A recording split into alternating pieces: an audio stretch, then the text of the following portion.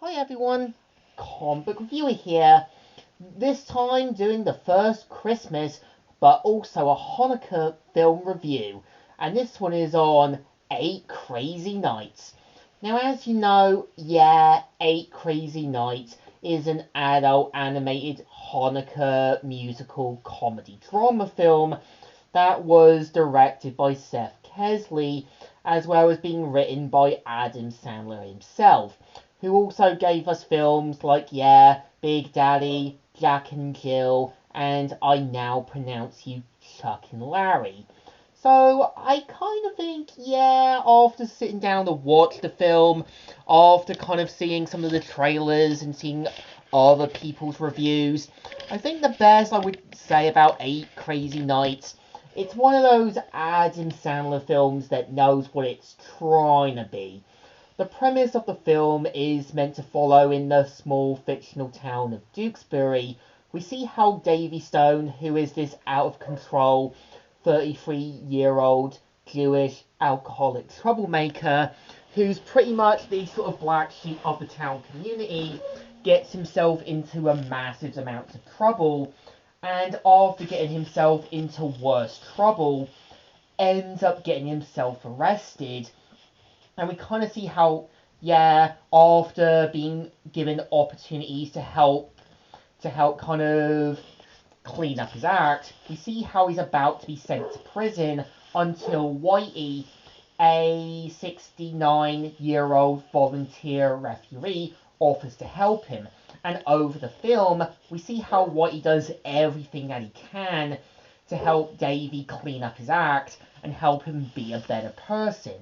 I think what the film gets right at is showing how, yeah, despite everything that Davy does, Whitey still wants to give him more and more chances and still wants to kind of believe that he can help him.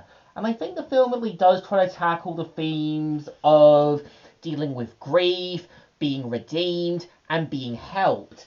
I think it's like looking at the TV series on YouTube, Hell of Boss, because one, we know Blitzo still wants to help Luna, his adopted daughter, but you gotta remember, Luna was pretty much in the foster system.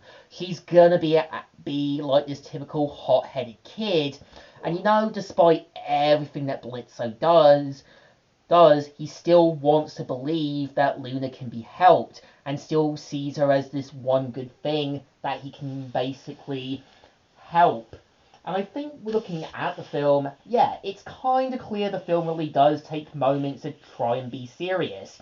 Like, yeah, it's kind of clear when Jennifer, Davy's old love interest, comes back, it's kind of clear that Jennifer is disgusted with Davy's newfound behaviour.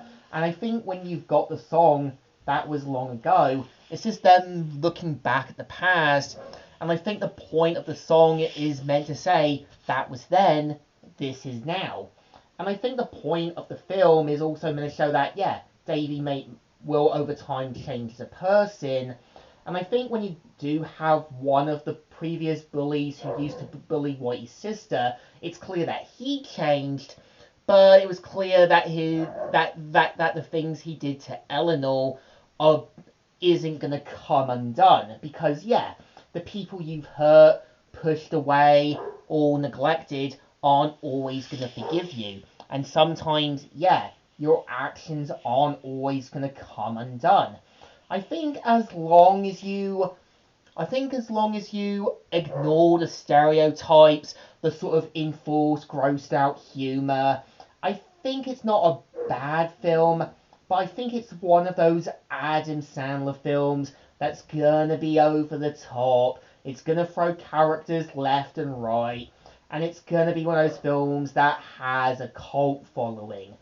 I think the problem was, I think it's clear there was a lot of enforced stuff, but I think Adam Sandler really gave us a film about a guy trying to deal with grief, being kind of redeemed, and trying to be helped. So I think this film definitely deserves thumbs in the middle. Kind of alright, but kind of okay. So, Comic Reviewer here, signing out.